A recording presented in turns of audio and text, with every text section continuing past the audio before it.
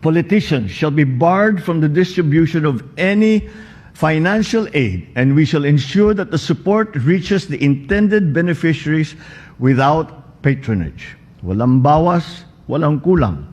Magandang araw po sa inyo mga kababayan nating Pilipino dito sa Pilipinas. At sa ibang bansa, ito na naman po ang ating presidente, si Bongbong Marcos Jr., anak ng dating diktador na si Ferdinand Marcos Sr. na napatalsik noon sa posisyon. Siya po ay nangangako ng kanyang kamay na bakal na maparurusahan daw di umano ang mga masasamang politiko ang makikialam sa mga tulong, pinansyal o ayuda o anumang tulong sa mga mamamayan na mula sa pondo ng bayan. Ewan kung magkakatotoo po. Nakakaumay na, nakakasawa na. Alam nyo ho, mga mamamayan, Presidente Bongbong Marcos, ang pangako, di ba alam niyo naman ho na ang pangako ay pangako lang. Dito sa Pilipinas, ang dami mga politiko nangangako maglilingkod, di ba? Pag panahon ng eleksyon, di ba? Pero wag ka, mga magnanakaw, kurap naman pag naupo. Maka-Diyos daw pero sugo pala ng demonyo. Nagpapayaman ang kanilang pamilya at alipores sa pera ng bayan, di ba? Hindi naman patas mamahala. Gusto ko pa rin naman po sana, Mr. President, na magtiwala din dun sa mga sinasabi ninyo. Kaming mga mamamayan na ilan na katulad namin na tunay na inyong titirisin, kakalusin, kakasuhan, ipama-firing squad nyo na rin yung mga gagong, mga uto-utong mga politiko, mga magnanakaw sa Pilipinas na nakikialam sa mga ayuda, hawak ng hawak sa mga ayuda, pa-picture. Sila itong mga hanap buhay ang politika. Kala mo galing sa bulsa nila, wala naman silang bahagi ikinontribute doon, galing yun. Halimbawa, mga DSWD, mga food packs, mga food supplies. Ang daming hindi nakakarating ho yan dito sa Aurora, magparating kayo. Makupad at saka medyo mahina lamang itong si Secretary Gatchalian ng DSWD. Napunta rito, hindi naman inalam yung mga problema ng mamamayan. Ayan ang problema. Makupad sa investigasyon. Andito si DPWH, Hison, di ba? Wala naman din. Nakita lang ng mga problema, hindi naman imbestigan kung nagkawasak-wasak yung mga kalsada. Wala mga bakal. Bakit tanga-tanga ba yung mga DPWH, yung mga kontraktor? Hanggang ganun lang kinakailangan alamin kung talagang saan nagmula ang korupsyon, saan nagmula ang pagkukulang. Parusahan, kasuhan. Ang kaso po, Mr. President at mga kababayan, parang mga kalaban nyo lang sa politika ang kaya nyo yatang habulin yung sagabal sa politika ninyo, pero hindi po alipores o kamag-anak nyo sa yung mga kapolitika nyo, yung mga sekretary ninyo, mga nakadikit sa inyo. Hindi nyo naman masita. Pag ako presidente, pag ako gobernador, pag ako mayor, yung sakop ko muna, imbestigahan ko. Yung mga inilagay ko, iniluklok ko. Yung mga department chief, yung mga gabinete ninyo, yun ang una nyo i-check at saka kung may korupsyon, kasuhan tanggalin. Kaya nagsisialis yung mga ilang mga naglilingkod sa inyo dahil ang daming kagaguhan na nakikita sa loob ng tanggapan nila. Hindi nila kaya nila. Kaso nga, mga tiwali yun naroon at talagang siguro, dikit sa inyo at di natatakot. Dapat pag sinumbong sa inyo, kayo ang sumipa dun sa mga tiwali sa loob ng mga departamento. Malakas yata sa inyo. Mukhang binababo yata kayo, walang tiwala sa inyo o walang takot sa inyo. Yan ang problema. Katawa-tawa kayo. Kaya di kayo ginagalang, kaya tuloy ang korupsyon. Pati ilalagay niyong hepe, wala rin magawa. Di magre-resign. Hindi dahil sa walang kakayanan sila. Ilagay niyo dyan yung totoong mga matutuwid. Tingnan nyo at bigyan nyo ng kapangyarihan magkaso. Maganda nga, ilagay nyo dyan yung talagang kaya na rin. Bagamat ito ay morbid naman. Yung kayang patayin yung mga nandiyan sa loob ng mga tanggapan. O senador, congressman. Tingnan natin kung may matira pang mga gago dyan sa mga tanggapan ng ahensya ng gobyerno. Kaso, hindi nga takot, walang kinakatakutan, wala namang kapangyarihan. Kaya aalis na lang. Magtitiwala pa naman po kami, Mr. President, sa inyo na talagang sana nga, tingnan natin. Ang nakikita ho namin sa totoo lang ng mga Pilipino, yung iba, yung matitino, yung nakikita, yung kaya nyong kasuhan, yung kalaban nyo sa politika, yung hindi, Diyos ko, ang daming kadikit ninyo. Maski saan. Nako, ang daming kadikit ninyo na, nako, kaya, wala, hindi lang natatakot. Kasi, dikit nga sa inyo. Body-body nyo. Kaya feeling untouchable. Pag Diyos kayang kumilos, untouchable pa kayo. Huwag nyo nang antayin, Mr. President, na Diyos ang sumupil o pumuksa sa inyo at sa mga alipores nyo dito sa Pilipinas at sa mga korap dito sa ating na mga mambabatas. May panahon at talagang pagganti ang Diyos sa mga pagnanakaw, sa mga pagsasalanta, sa mga kaban ng bayan, mga pagpapahirap sa mga mamamayan. Binigyan na kayo ng pagkakataon ng Diyos na naluklok dyan. Maghanap kayo ng tagapayo niyong mga matitino na may takot sa Diyos at para makapamahala kayo ng maayos sa bayang ito. At hindi yung palubog ng palubog tayo, pamahal ng pamahal ang bilihin, wala namang nangyayari, walang nababago. Gumaganda lang ang mga kalsada, ang mga proyekto, ang mga buildings sa mga proyekto, pero substandard, tapos maraming nakukurap dyan yung mga politikong may hawak o nag-insert yan. Pati lahat ng mga kadikit nilang mayor, governor, may pakinabang dyan. Pati yung mga nasa DPWH o saang tanggapan nila inilagay iyan. Wala namang salamat at kinakasuhan nyo. Yung mga dapat kasuhan, in fact, ngayong January 15, I think kakasuhan na raw itong sila Bong Revilla, sila Joel Villanueva, si Jinggoy Estrada. Sige, tama, kasuhan nyo. Ipabitay nyo na pati kung talagang mga magnanako at matibay ebidensya. Pero sana naman isabay nyo yung mga alipores ninyo, yung kasama nyo sa Kongreso na iba pang mga kilala dyan na mga talaga ng mga tiwali at alam. Mabagal at mahina investigasyon. Investigasyon ng DPWH napakababaw, mababaw din investigasyon niyo sa mga DSWD. Wala, yung lahatin.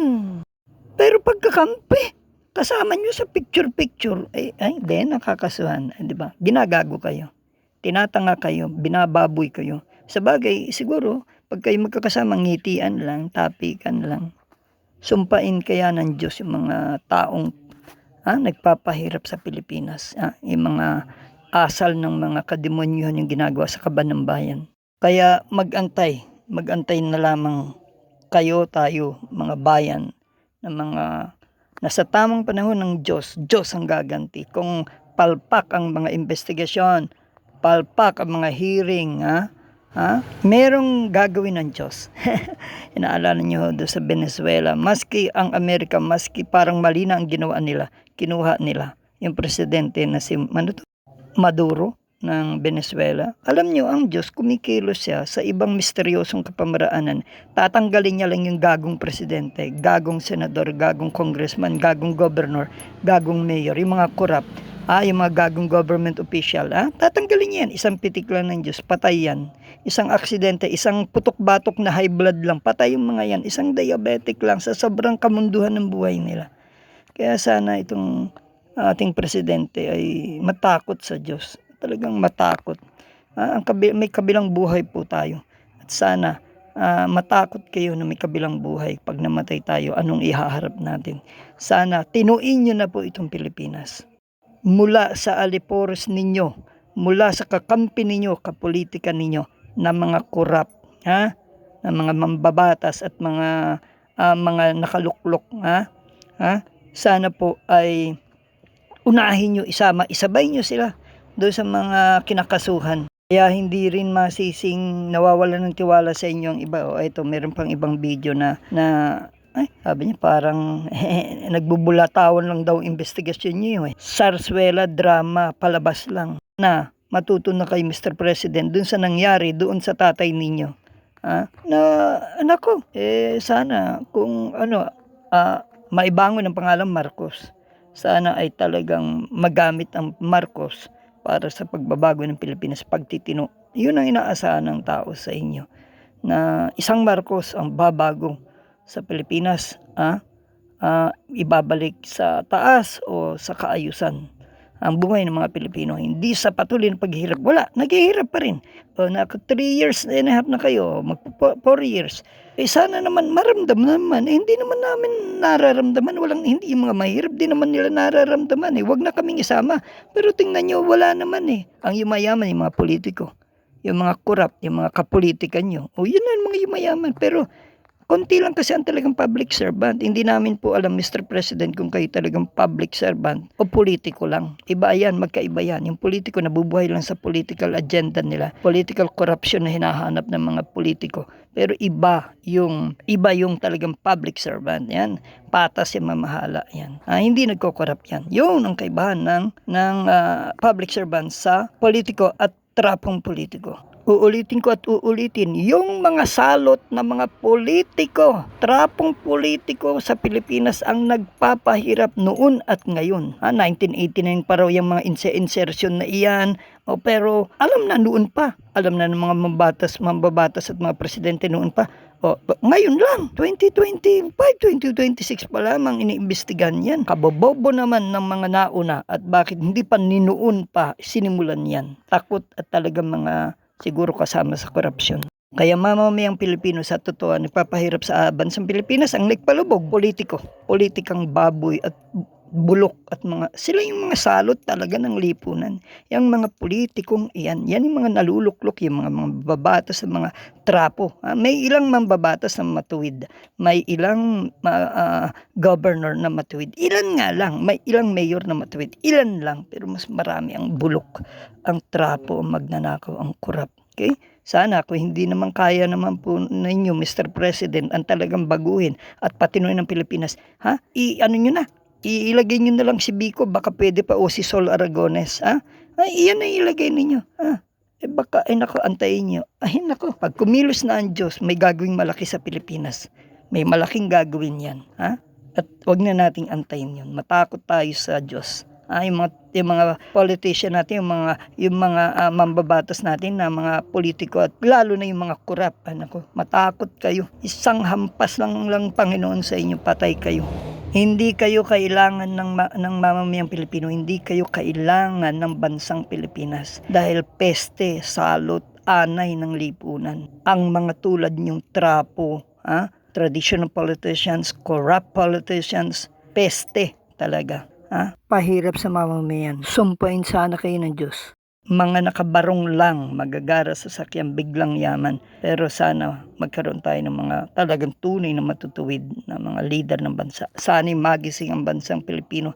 Mga botante, wag na kayo magboto ng mga nagpapayaman. Alam na nagpapayaman, mabigyan na kayo ng ayudang konti. Wala na, boto na naman. Kayo ang nagluluklok ng mga masasamang politiko ng ating bayan, ng mga leader. Kayo ay kabahagi. Kayo ay kabahagi ng pagpapahirap sa bansang Pilipinas. Kayong mga botanteng hindi nag-iisip, na nagagago na uuto ng mga politikong pulpul na ito na salot ng lipunan. Kaya patuloy na naghihirap ang Pilipinas dahil din sa mga botanteng katulad ng ganyan. Paano? Walang araw namang aasahan. Binibigyan sila ng politikong korap. Di tinatanggap nila, kapalit boto nila. Di kabahagi kayo. Ako hindi ako bumoboto ng mga korap na mga politiko, korap na mayor. Korap na mga governor. Hindi ako bumoboto niyan. Bahala kayo dyan. Ang bobotohin ko lang, yung talagang alam kong malinis. Banal ang boto ko. Pananagutan ko sa Diyos yan. Ayaw kong gamitin sa pagpapasama, pagpapalubog, pagpapayaman ng mga kurap na mga politiko. Diyos ang bahala sa akin at Diyos ang bahala sa mga taong nagpapagamit sa masama, nakikiayon sa masama.